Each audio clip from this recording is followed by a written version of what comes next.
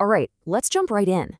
We've got a story for you today that starts really small, with a single act of bravery in the jungle. But trust me, it scales up big time.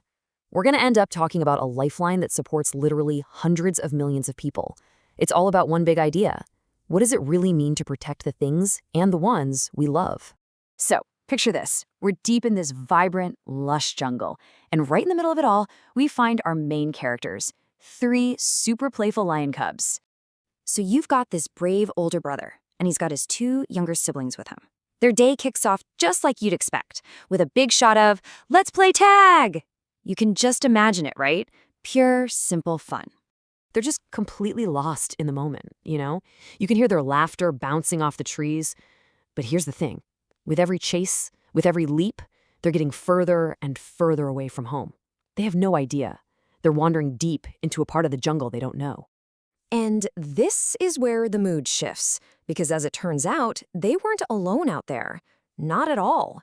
Someone was watching. Yep, hiding just out of sight in the bushes is a hunter, and he's got his eyes locked on them. His goal for the day is pretty straightforward.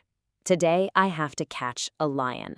So he gets to work setting up a trap, a big net perfectly hidden under a pile of leaves. And, well, you can probably guess what happens next. The two younger cubs, totally caught up in their game, run right into it. The net springs up, and just like that, those happy sounds, they turn into sheer panic. All you hear is, "Help! We're trapped!" Now, what does the older brother do? Does he run? No way. He sees his family in trouble and something just clicks. He plants his feet, full of this sudden, fierce courage, and he makes them a promise, loud and clear. I will not let anything happen to you. And you can tell he means every word. As the hunter starts to move in, this little lion lets out the biggest, most powerful roar he can muster, and he charges. The hunter is just completely shocked. He was expecting an easy day, right? Instead, he's terrified. He drops everything and just bolts, running for his life. So after he gets his brother and sister free, the older cub shares the big lesson from all of this. It's so simple but so powerful. He just looks at them and says, family is the most important thing. And that's really what it was all about, right? Courage that comes from love and that sense of responsibility. Okay, so hold on to that idea of protection, because now we're going to see what happens when you scale it way, way up. We're going from a family of 3 to a family of millions. Protecting your family, it makes sense, right? It's instinctive. But what if your family was 400 million people? How do you even begin to protect that? Well, to answer that, we have to talk about a river, specifically the Ganga.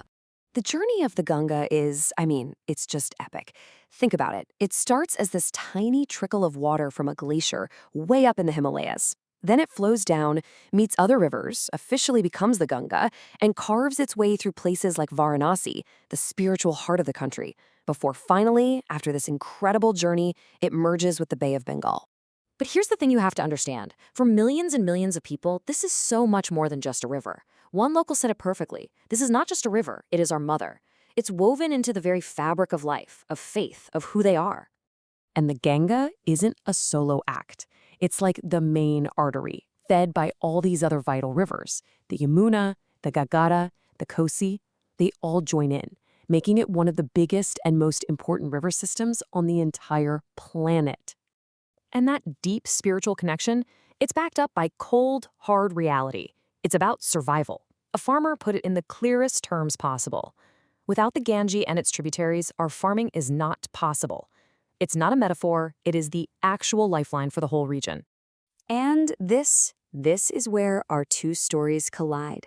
Because just like those lion cubs happily playing and totally unaware of the danger, this massive river of life is heading straight for its own kind of hidden trap.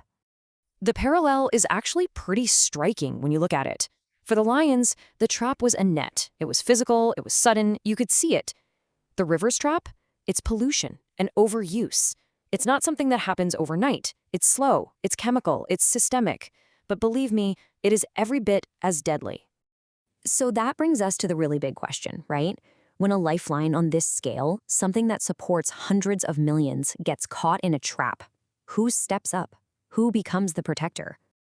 And the answer starts to show up in the simplest ways you can imagine. It's not some complex policy paper, it's the voice of a child. just stating a simple, obvious truth. We should keep the Ganga clean. And from that little seed of an idea, something much bigger starts to grow. It goes from being a nice thought to a real sense of duty. Like another person said, it is our responsibility to take care of our rivers. It's a shift from should to must. And that right there, that's what brings our two stories crashing back together. The fable about the lions and the hard reality of the river. They're both heading toward the exact same conclusion. So what's the big takeaway here? It's pretty clear, isn't it? The lion cubs figured out that their safety, their strength, was in sticking together. And that's the exact same lesson for us when it comes to the lifelines that we all depend on. So we end up right back where we started, with this idea of protection. We saw a brother protect his family. We've seen how a river sustains an entire nation. And that leaves us with one final crucial question, a question for every single one of us. Who is going to be the protector now?